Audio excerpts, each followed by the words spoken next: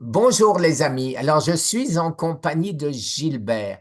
Gilbert qui est un spécialiste de certaines pratiques, à savoir celle de Thomas Seyfried, professeur à Boston College.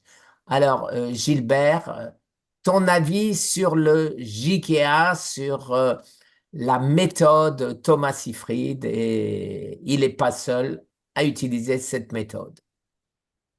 Bah, Thomas Seyfried, étant un de tes amis, quelqu'un dont tu es proche d'ailleurs, qui a fait la préface sur ton livre, est probablement l'un des chercheurs les plus à la pointe dans amener l'approche métabolique du cancer à la portée de tout le monde dans des termes qu'on peut utiliser.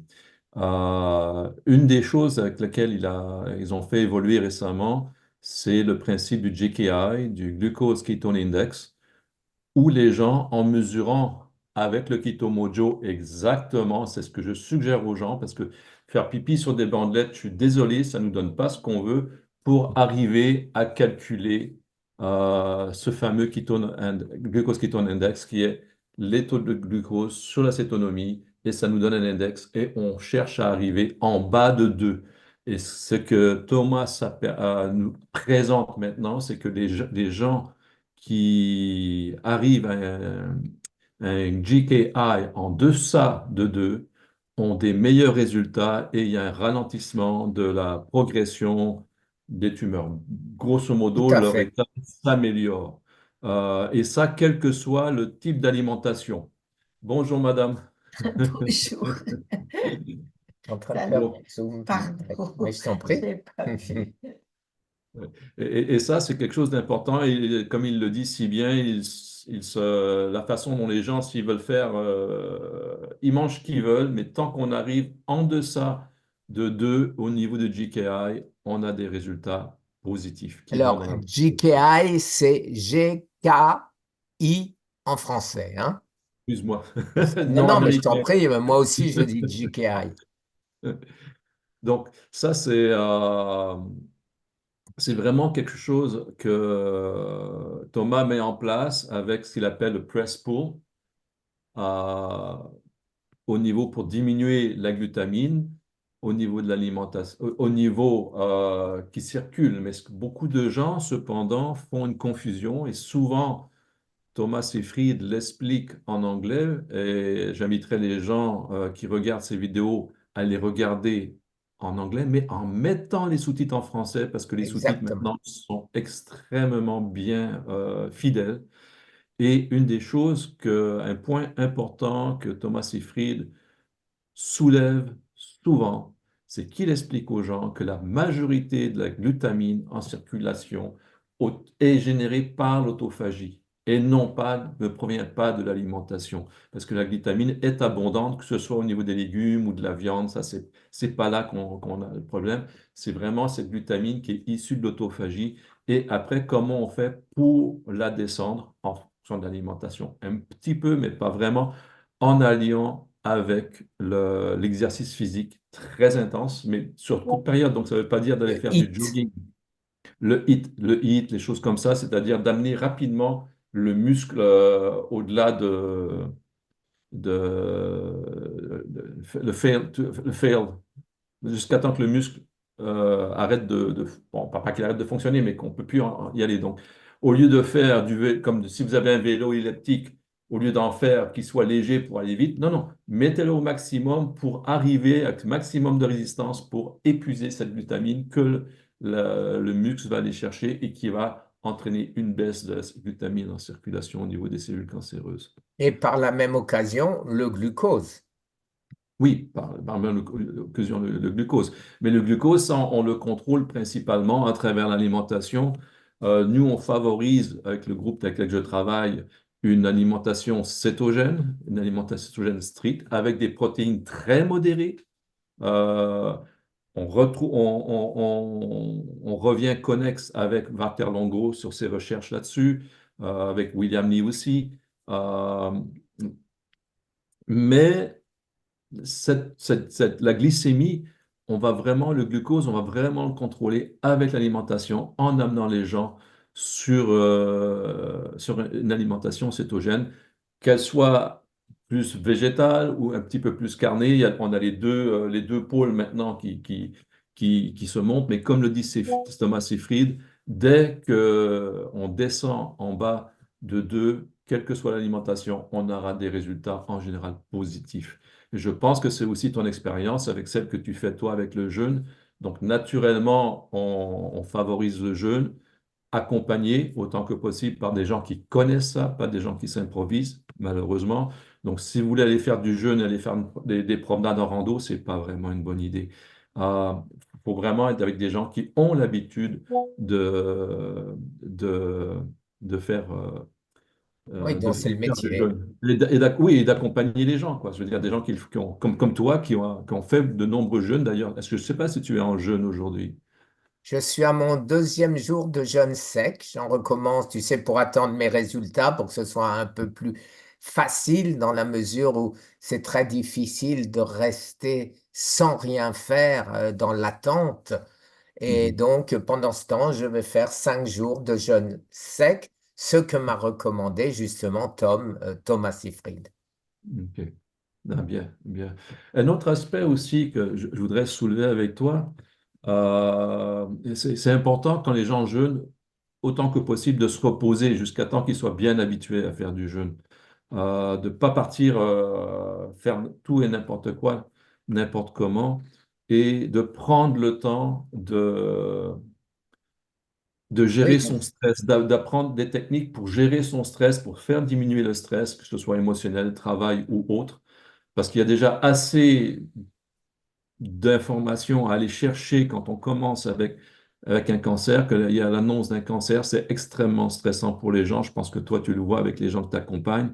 Et c'est vraiment, vraiment important. Moi, je suggérerais aux gens d'aller écouter les experts américains qui sont des chercheurs, comme Thomas Seyfried, Dominique D'Agostino, Adrienne Schenk, et tous ces gens-là qui font de la recherche, qui sont aussi des cliniciens et qui favorisent l'approche cétogène. Naturellement, toujours, comme le dit Walter Longo, avec un côté hypocalorique. On veut voilà. pas, on veut pas que C'est les très gens... important. Autrement, on sort immédiatement de cétose puisque les ketones baissent dans le sang, Mhm, les glucides remontent à cause de la néoglucogénèse mhm, et à ce moment-là, on n'est plus en cétose. Donc ça, oui, j'ai pu le constater 100 fois. oui, oui, Chaque fois que je casse un jeûne en faisant un petit peu trop, et ma paf, le lendemain, JKI qui a monté en flèche parce que oui, ketones est descendu en flèche. oui. Bon. Une des choses que moi je vois avec les gens qui se mettent en cétose, une chose importante, c'est de réaliser aussi, parce qu'en ce moment, il y a des gens qui commencent à dire la cétose, on n'est pas sûr, on n'est pas sûr. Non, non, les experts américains, l'ensemble disent, vous avez un cancer, alimentation cétogène, s'il vous plaît, c'est ce qui améliore les outcomes. Et ça, on les a sur des études cliniques, sur des humains. On ne parle pas de choses in vitro. Une des choses qui est très importante aussi qu'on cible avec l'alimentation cétogène, sans parler des suppléments qui peuvent accompagner et tout, c'est que l'approche cétogène va entraîner une diminution de ce qu'on appelle l'inflammation systémique. Et l'inflammation systémique, les effets de quand on est tendu, quand on est stressé, il y a aussi une inflammation au niveau du cerveau.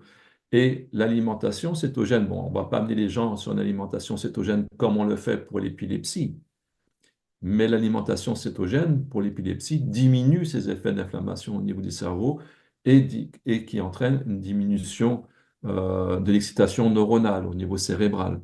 L'alimentation cétogène telle que nous on la pratique, telle que nous on la propose, va quand même entraîner une diminution de cette inflammation cérébrale et les gens vont souvent se retrouver beaucoup plus posés, beaucoup plus tranquilles. On va parler souvent d'une zénitude. Euh, je pense que c'est un petit peu ton expérience, toi, quand Tout tu es à en jeu. fait. Alors, ce que les gens, c'est ce que, pour revenir dans ton sens, quand avant d'être ce qu'on appelle aux États-Unis fat adapted, Mhm.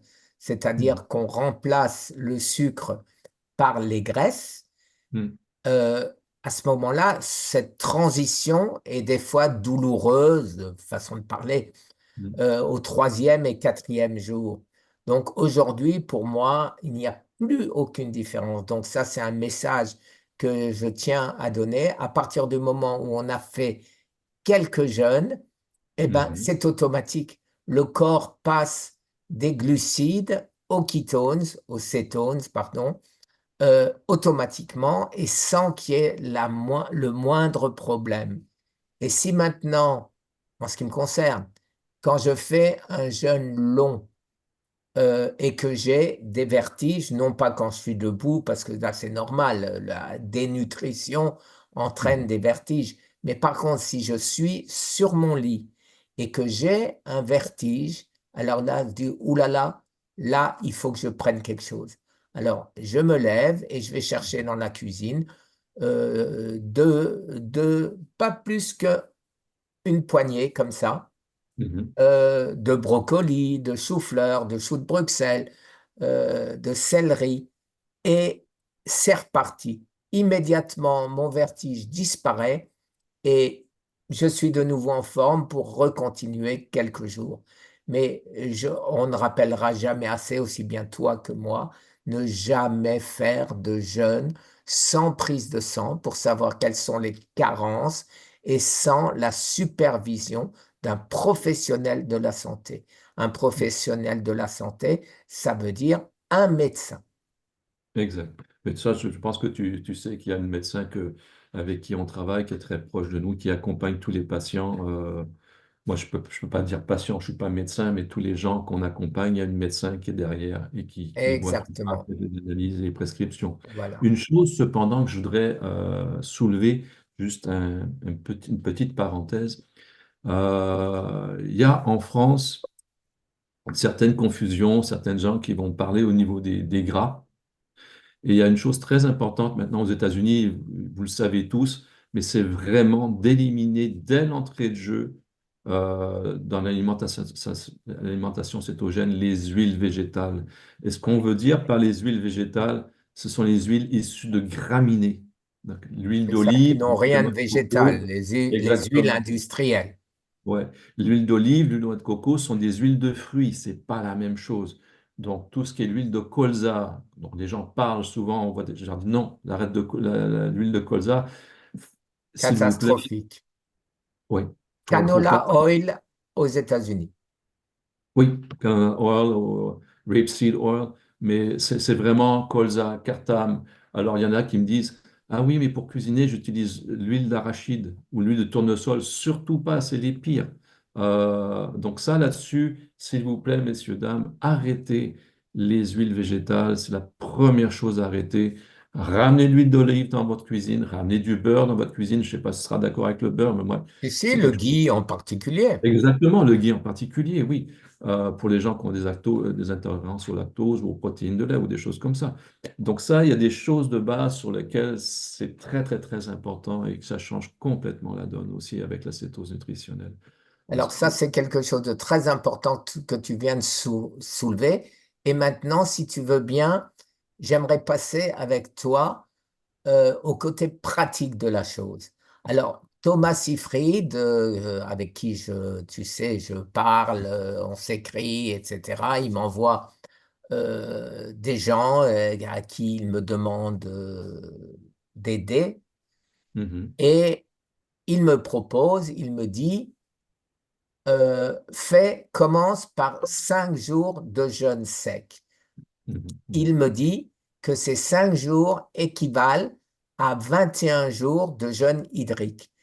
Personnellement, pour avoir essayé plusieurs fois, je n'ai aucune difficulté à faire, mais je suis tellement habitué, à faire Oui. 5 jours de jeûne sec.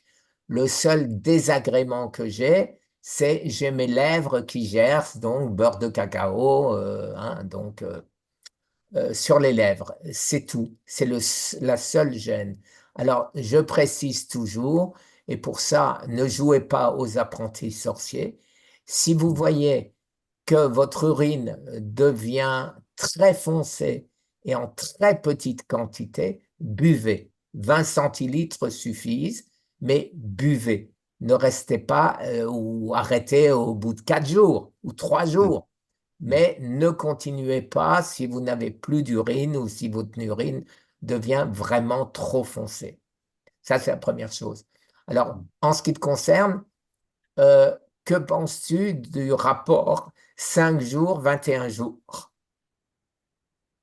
Sur le jeûne sec, je n'ai pas d'expérience, donc je ne vais pas pouvoir me prononcer. On va se fier à ton expérience. J'ai des gens qui me font des retours sur le jeûne sec parce qu'ils l'ont essayé. Certains s'adaptent comme toi facilement, d'autres ne le peuvent pas. Donc là-dessus, je peux pas vraiment en discuter. Autant sur le jeûne hydrique, oui.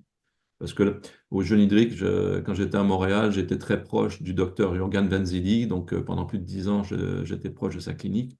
Et je l'ai vu faire des jeûnes hydriques à des centaines de gens, littéralement, euh, à cette époque-là. Malheureusement, ce qu'on ne savait pas à cette époque-là, c'est qu'on ne connaissait pas la cétose nutritionnelle. Donc, il sauvait des gens du cancer qui venaient à sa clinique passer un certain nombre de semaines ou de mois, avec le jeûne particulièrement. Et après, les gens retournaient chez eux, recommençaient à manger des pizzas, du blé, du pain. Et les cancers revenaient. Donc, Évidemment. les gens, une des choses, des fois, qui me fait de la peine, c'est quand on voit des gens, ils sont en rémission, ils rentrent en rémission, mais ça, on en a plusieurs, hein. Bon, on va pas se mentir, on perd des gens aussi. Mais on a des gens qui rentrent en rémission et qui restent en cétose nutritionnelle, qui maintiennent ce style de vie, ça c'est important. Et d'autres qui recommencent à faire n'importe quoi et une récurrence du cancer, malheureusement, qui revient. C'est comme si les gens se disaient, bon, bah, ça y est, je suis guéri et on fait la fête. Non, Voilà. les cellules cancéreuses, il y en a toujours dans le corps. Il faut maintenir, remonter le système immunitaire pour que les cellules cancéreuses, qui sont produites continuellement à travers notre vie, soient éliminées comme elles ont été la majorité de notre vie, quoi. Ma propre expérience, Mhm. 6 ans sans cancer. Ouais. Puis, 3 mois Mhm. au Canada, Mhm. des bonnes bouffes, des poutines, les, les croissants le matin, mais très peu. Peut-être Mhm. aller 3 fois dans la semaine, un excès. Mais Mhm. pendant 3 mois, ça a suffi à la résurgence de mon cancer. Et tout mon team, intégralement, les médecins m'ont écrit No transgression at all. Absolument, ouais. Ça veut dire ne triche pas, en gros, Mhm. Mhm. avec ton traitement. Alors, Ouais. effectivement, j'avais laissé tomber, je prenais mes nutriments occasionnellement, je Mhm. faisais plus attention, etc. Et je l'ai payé. Alors, mais Oui. maintenant, j'espère être retourné sur la voie de la raison. Le 15, le 16, le 17, je vais avoir mon deuxième résultat. Mhm. Après 4 résultats mauvais, j'ai eu un résultat favorable, c'est-à-dire baisse de mon PSA de 30%. Et là, Mhm. je suis extrêmement curieux de voir le deuxième. Mais quoi qu'il en soit, comme je disais, je me suis lancé dans le protocole à 100% du professeur Thomas Seyfried. Mhm. Alors, à Absolument. ce sujet-là, d'après toi, on ne peut pas rester toujours sans manger, évidemment. Et donc, qu'est-ce qu'il faut manger et quelle quantité? Il y a plusieurs approches. Vous avez des approches assiette, beaucoup de salade, très peu de protéines. Et à l'autre extrême, on a les gens qui arrivent sur une alimentation essentiellement carnivore, que du bœuf, du sel et de l'eau. Comme le dit Thomas Seyfried, ça n'a pas tellement d'importance comment vous le faites, tant que vous maintenez votre GKI, le GKI, en deçà de 2. C'est tout ce qu'il veut savoir. Pour bien le mesurer, ça prend un Keto Mojo ou quelque chose de précis avec lequel on peut suivre. Une erreur souvent que beaucoup de gens font, ouais, quand ils viennent en cétose nutritionnelle, c'est qu'ils vont s'acheter des livres un peu partout et ils vont se mettre à faire des desserts. Non, on veut vraiment rester autant que possible, le minimum possible dans l'assiette une approche hypocalorique, comme Valter-Longo le mentionne souvent dans les études qu'ils ont fait, et les études cliniques là, avec des humains aux États-Unis, en Californie. Donc, une des choses que les gens vont faire, ils vont se faire des gâteaux aux amandes, des pains d'amandes. Non, il ne faut pas faire ça. Les plantes, les amandes particulièrement, vous en mangez 3, 4 comme ça, pas de problème. Mais si ces plantes-là, elles n'ont pas envie d'être mangées, elles sont pleines de défenses phytochimiques. Si Et vous concentrez d'oxalate. ça et vous en faites un gâteau, alors là, vous allez avoir d'autres petits problèmes et ça va affecter la façon dont votre corps assimile les minéraux. Donc, il y a aussi des choses qu'il faut aller chercher au niveau de ce qu'on mange. Donc, allez pas manger des épinards, arrêtez ça. Pas manger du kale. Prenez de la salade si vous À voulez, de cause des l'endive, oxalates, je disais, hein. exactement, les oxalates. Donc, il y a plein de choses comme ça qu'il faut prendre en considération aussi. Euh, Maintenant, il y a tout le côté des suppléments sur lequel notre équipe, on revient, on travaille beaucoup avec l'approche métabolique du cancer, le traitement métabolique du cancer tel qu'il avait été préconisé par Maurice Israël, c'est-à-dire l'acide alpha-lipoïque avec l'hydroxycitrate. Je rajoute Qui là-dedans la lui aussi biotin. a fait la préface d'un de mes livres. Ah, bah, super, tu vois. Ouais. Mais tu lui parles tous les jours de toute façon. Oui, Bah, exactement. bah oui, vous êtes des grands amis. Mais Oui. d'être en contact avec des gens comme ça, c'est extraordinaire parce qu'ils ont une vision à long terme. Tu m'avais déjà dit, je ne sais pas, ça fait combien d'années il avait déjà parlé d'hydroxycitrate et même du Ah, fenbendazole aussi, que Thomas Seyfried oui, mention. 2011 et 2010 pour Ouais. l'hydroxycitrate et le Bon. traitement métabolique. Donc ça, nous, on travaille à partir de ça, on amène les gens là, on rajoute naturellement quelque chose d'autre qui est très important. Maintenant, on le réalise de plus en plus, ce sont le DHA particulièrement, mais à haute dose. On parle de 2 grammes par jour de DHA. Ouais. Et là, L'université de Louvain. entre autres, il y en a d'autres maintenant qui vont un petit peu Oui, plus loin au niveau du DHA, parce que le DHA, une fois qu'il arrive à une certaine concentration, il entraîne la ferroptose. Mais il faut qu'il soit élevé.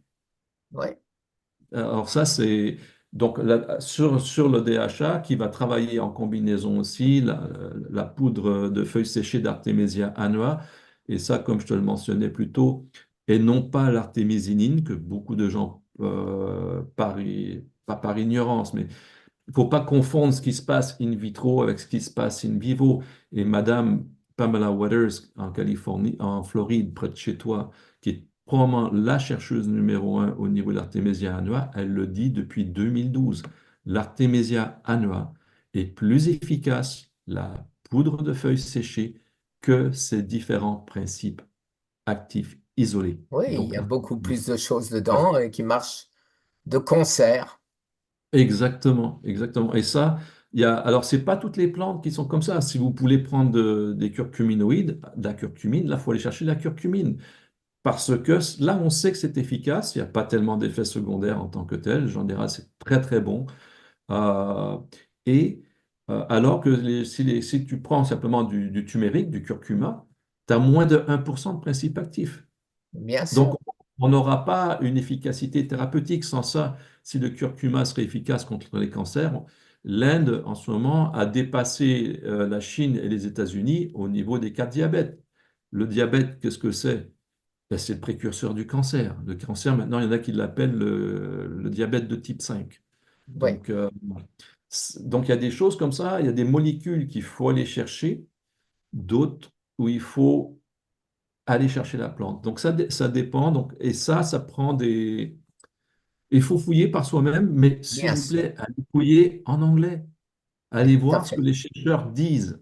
Allez lire sur PubMed, lisez les études. Et ça change complètement la donne. C'est très important de s'éduquer, mais pas de s'éduquer auprès de vulgarisateurs, de gens qui reprennent puis qui mettent à leur sauce et qui se créent leur petite église et qui pensent avoir tout compris, malheureusement. Parce que ça n'arrête pas d'avancer. Des choses qu'on disait il y a 2, 3 ans, moi, quand j'ai vu les gens avec l'artémisinine, j'ai vu des gens qui prenaient des très hautes doses d'artémisinine, ben, je les ai vus mourir. Moi aussi.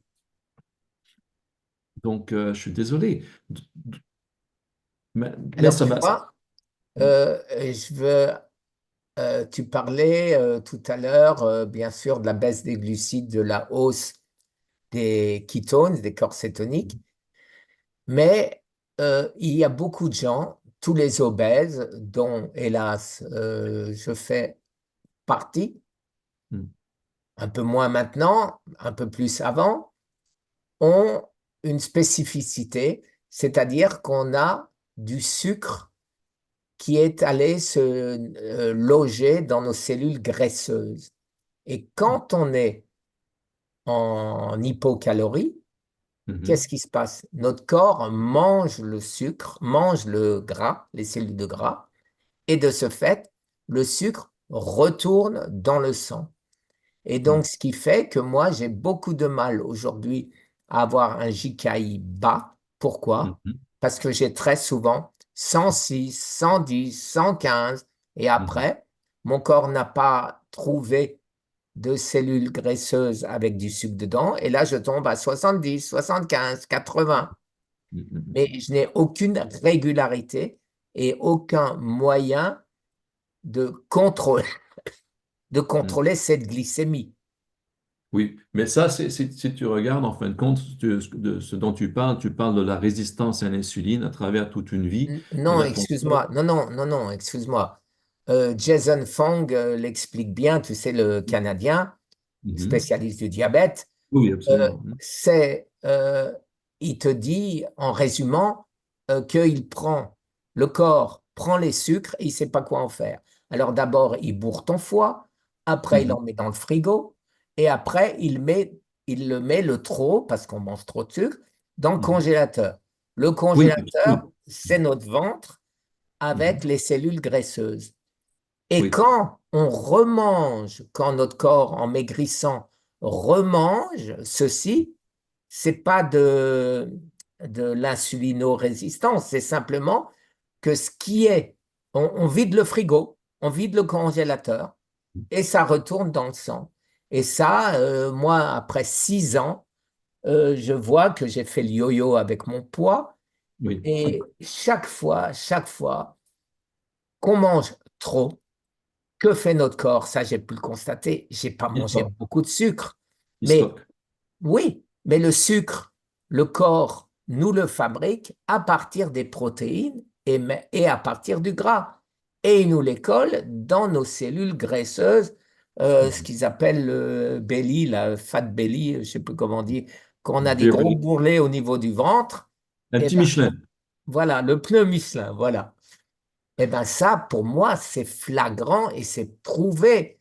Prouvé par moi-même, ça compte pas, mais prouvé par les centaines de commentaires que j'ai où ils me disent, tu sais, moi, j'arrive pas à faire baisser ma glycémie, etc. Et la première chose que je demande, mais est-ce que vous mangez? Quelles erreurs vous faites? Est-ce que vous mangez des frites? Est-ce que vous mangez des pâtes? Est-ce que vous mangez des gâteaux, de la farine? Est-ce que vous bougez aussi? Parce que l'exercice est très important, surtout quand on vieillit. Moi, je l'ai vu même sur mon corps. Ça fait 8, 9 ans, presque 10 ans maintenant que je suis en cétose. Avant, je coupais un peu la nourriture, je perdais du poids tout de suite. Maintenant, beaucoup plus lentement, et c'est parce que justement, avec le temps, si on ne bouge pas assez, le temps nous rattrape, mine de rien, même si on est en cétose. Donc là-dessus, si les gens peuvent vraiment faire de l'exercice pour faire en sorte de brûler ce sucre, ce qui circule, c'est ce glucose qui circule, il faut qu'il soit utilisé. Sans ça, le corps va soit laisser le passer le Exactement, et c'est glucose, de là on revient au HIIT, oui. parce que le HIIT mange beaucoup de glucose. Le Mhm. HIIT empêche la création de l'acide lactique, qui est source de cancer, hein. Donc, on le connaît, on connaît l'histoire depuis un siècle par, euh, j'ai oublié son nom, Warburg. Oui, le fait avoir- Voilà, voilà l'effet Warburg, voilà. Écoute, Euh, est-ce que tu as quelque chose à oui, rajouter ou est-ce qu'on a fait le oui, tour? s'il te plaît, l'importance du sommeil. Donc là-dessus, souvent, nous, on va recommander aux gens l'utilisation de la mélatonine.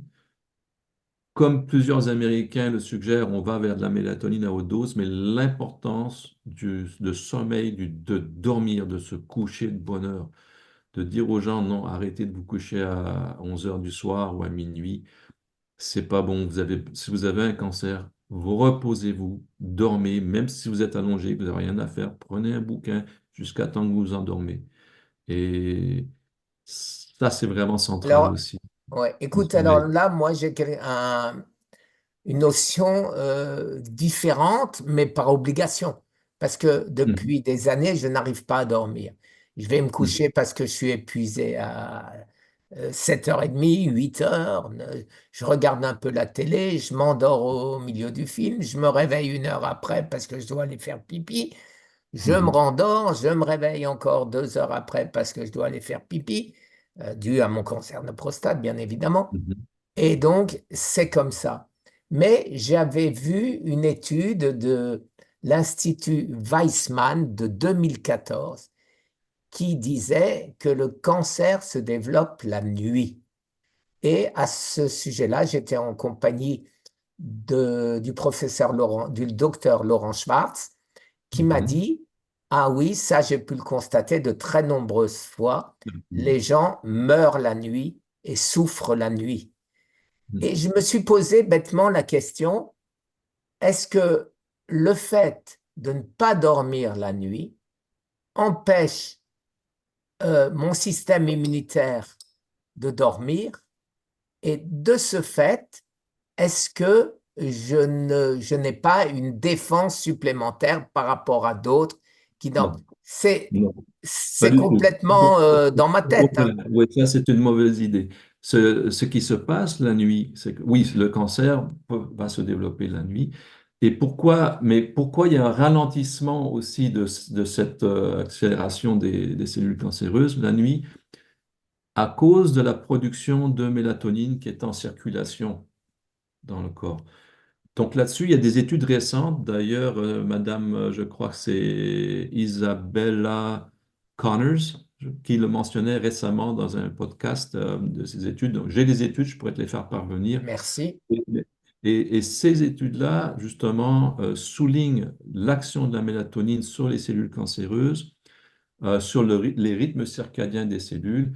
Et on discutait avec Laurent il n'y a pas si longtemps que ça, et maintenant, lui, il est d'accord avec moi sur l'utilisation de la mélatonine à haute dose. Donc, on parle, et là, d'ailleurs, Laurent me l'a dit clairement, en tout cas, au téléphone, il me dit à moins de 1000 milligrammes, c'est vraiment à 1000 milligrammes et plus que ça devient très intéressant. Mais ça, bon, pour l'instant, il n'y a pas d'études cliniques là-dessus, mais nous, on voit beaucoup de choses qui vont dans ce sens-là. Et comme Isabella Connors le mentionnait, l'utilisation de la mélatonine durant la journée a aussi un impact très, très, très puissant. Et d'ailleurs, Frank Schallenberger a une vidéo qui date d'au moins 5 ans de Dr. Schallenberger a été formé par le professeur Russell Reiter, qui est probablement le chercheur numéro 1 sur la mélatonine depuis plus de 40 ans. Il a commencé à la NASA pour envoyer des gens dans l'espace pour Mars. Donc, pour lui, c'est pas d'aujourd'hui.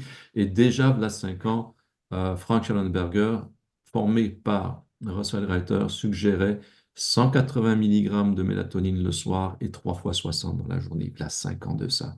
Nous sommes très en retard. Tout à fait. Tout à fait. En ce qui me concerne, je prends des doses importantes de mélatonine et la mélatonine ne m'a jamais aidé à dormir. Non, pas nécessairement. Non. Au contraire, ça coupe le temps de récupération. Voilà. Donc, j'en prends effectivement tout au long de la journée des doses importantes, comme tu me l'avais Mhm. d'ailleurs suggéré en premier. Et après avoir étudié avec les études que tu m'as fait parvenir, j'ai suivi ton conseil. Moi, j'ai rien inventé, hein. Non, Je ben suis bien comme sûr, toi, mais moi non je plus, je cherche le dis toujours, hein. les On dernières cherche recherches et qui ont été. on Ouais. redécouvre, on donne la possibilité aux gens d'utiliser ce que d'autres ont trouvé et ce depuis très longtemps.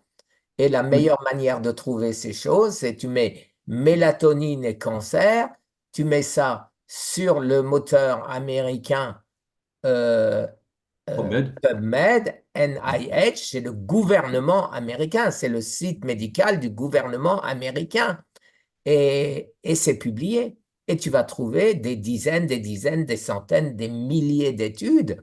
Et donc, c'est ce que je dis toujours, je n'ai jamais rien inventé. Quand je parle d'une molécule que j'utilise dans le cadre de ma bagarre contre le cancer, je n'invente rien. C'est écrit et depuis très longtemps. Et les chercheurs avec qui tu es en contact, avec nous aussi avec qui on est en contact, sont généralement des gens très généreux qui demandent qu'à partager leurs connaissances. Souvent, il y a des choses qu'ils ne peuvent pas dire publiquement parce que les études ne sont pas publiées, mais ils ont déjà des notions qu'ils peuvent nous transmettre, que nous, on peut se servir de courroie de transmission aussi. Ça, c'est quelque chose d'important. Mais c'est important de suivre ce que publient les différents chercheurs et comment ça avance, que ce soit D'Agostino, que ce soit Thomas Seyfried, Adrienne Schenk et les autres. Il y en a plusieurs. Walter Voilà, Longo. si on va dans mes playlists, tu sais, sur YouTube, aussi bien Cancer Thérapie que Survive from Cancer, Oui. j'ai mis tous ces grands chercheurs. Alors, tu tapes leur nom et tu as tout ce qu'ils ont publié, tout, non? Mais Mm. ce qui était important pour moi, ce qui concerne le cancer. Et c'est une source d'information, je pense, déjà un peu triée, déjà un peu nettoyée, qui est facile d'accès. Écoute, Voilà, Guy, je ne veux pas te tenir plus longtemps non plus. Tu m'avais dit qu'on avait un petit temps limité, donc pour moi, Mm. c'est bon, là, Exactement. j'ai rien à rajouter.